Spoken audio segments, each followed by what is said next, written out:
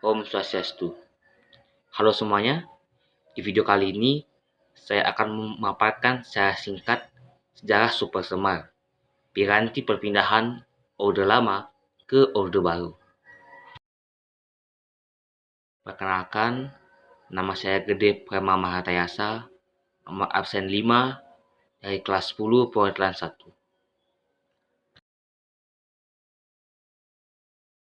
Bab 1. Pendahuluan.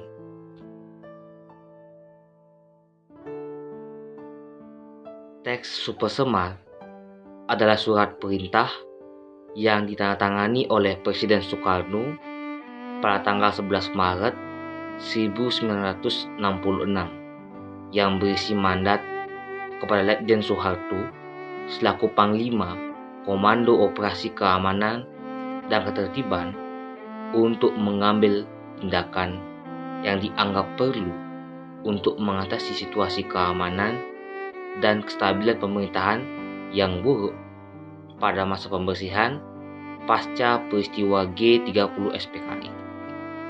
Dan akhirnya Super Semar menjadi penanda peralihan kekuasaan Orde Lama ke Orde Baru.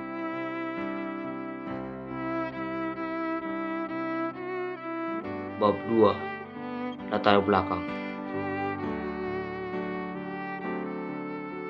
Super Semar terjadi karena gejolak di dalam negeri usai peristiwa G30S pada 1 Oktober 1965. Dalam peristiwa itu, tentara menuding Partai Komunis Indonesia atau PKI sebagai dalang dari pembunuhan 7 jenderal. Dan kemudian Soekarno menunjuk Soeharto yang saat itu adalah Panglima Komando Cadangan Strategis Angkatan Darat untuk mengambil langkah memulihkan keamanan negara yang mulai tidak stabil. Soeharto meresponnya dengan membentuk Kopkamtib atau Komando Operasi Pemulihan Keamanan dan Ketertiban dan menggelar operasi untuk menyingkirkan PKI di berbagai daerah Indonesia.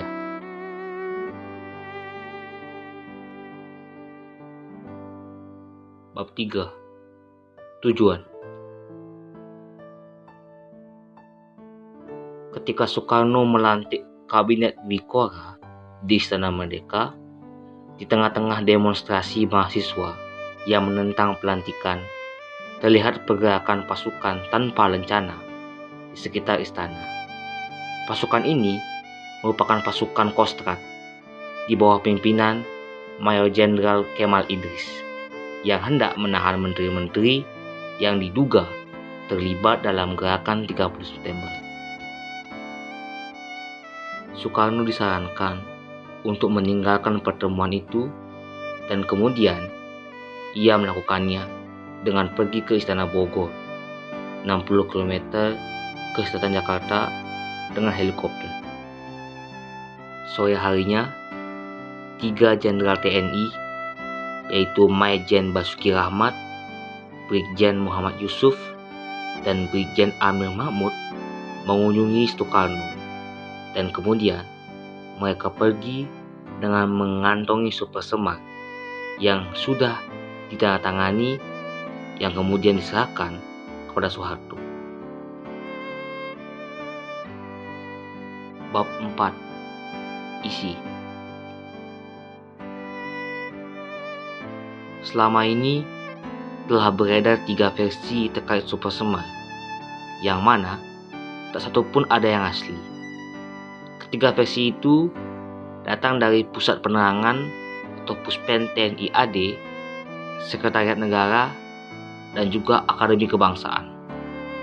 Meskipun Super Semar ada banyak versi, terdapat beberapa pokok pikiran yang diakui oleh pemerintah Orde Baru dan dapat dijadikan acuan, antara lain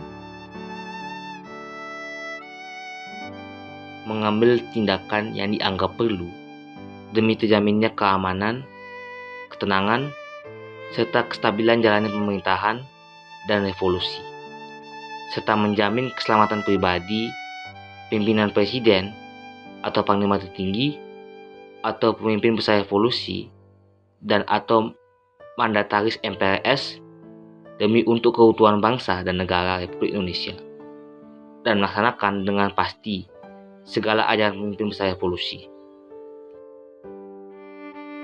Mengadakan koordinasi pelaksanaan perintah dengan panglima-panglima angkatan lain dengan sebaik-baiknya, dan melaporkan segala sesuatu yang bersangkut paut dalam tugas dan tanggung jawab seperti disebut di samping.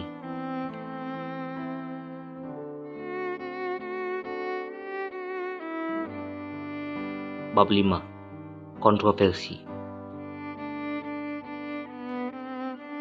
Selepas Super Semar muncul, timbul pertanyaan dari masyarakat yang mengarah kepada kontroversi yang dimiliki oleh teks Super Semar.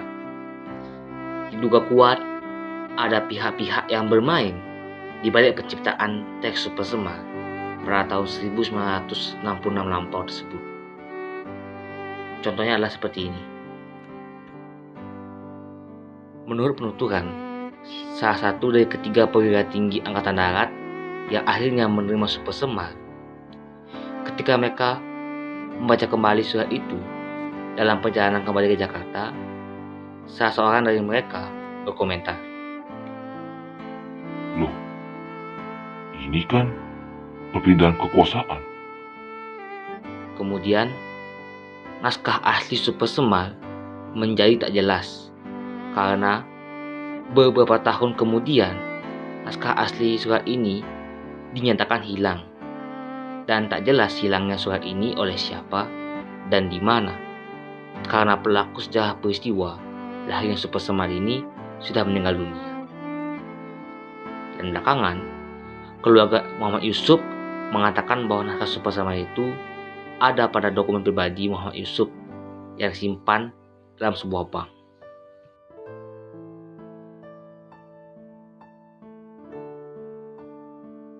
Bab 6. Dampak.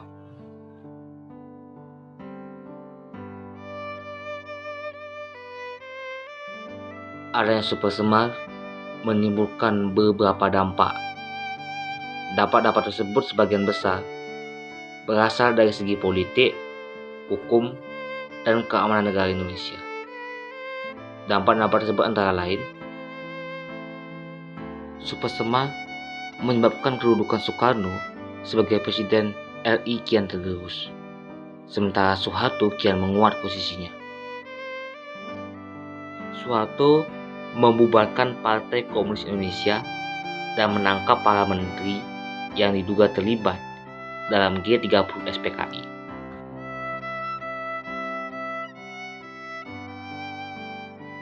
Status Soekarno yang menjabat sebagai Presiden seumur hidup dicabut oleh MPRS pada 7 Maret 1967, dan Soekarno pun lengser dari kursi kepresidenan yang dimana digantikan oleh Soeharto pada 27 Maret 1968. Super Semar menjadi tonggak lahirnya Orde Baru yang bertahan hingga 1998,